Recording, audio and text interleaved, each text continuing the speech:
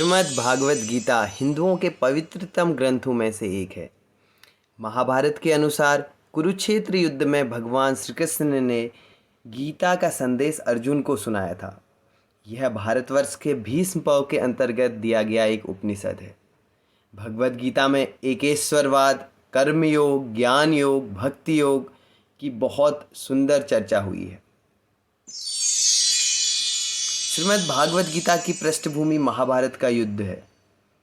जिस प्रकार एक सामान्य मनुष्य अपनी जीवन की समस्याओं में उलझ जाता है और जीवन की समस्याओं से लड़ने के बजाय उससे भागने का मन बना लेता है, उसी प्रकार अर्जुन, जो महाभारत के युद्ध के महानायक थे, अपने सामने आने वाली समस्याओं से भयभीत होकर जीवन और क्षत्रिय धर्म से निराश हो गए थे।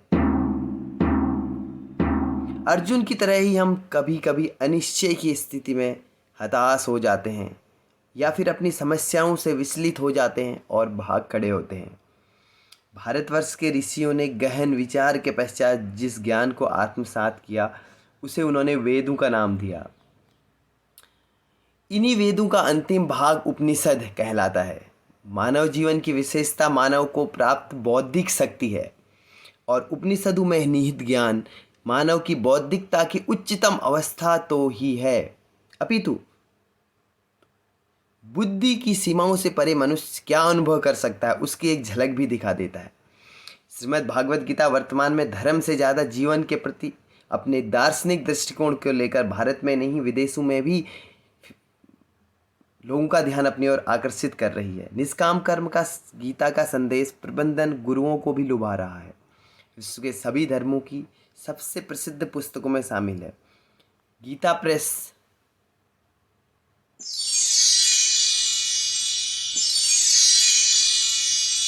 आपको अपने जीवन में एक बार गीता को अवश्य पढ़ना चाहिए। सिर्फ पढ़ना नहीं, उसे आत्मसात भी करना चाहिए। इससे आपकी ज़िंदगी काफ़ी आसान हो जाएगी।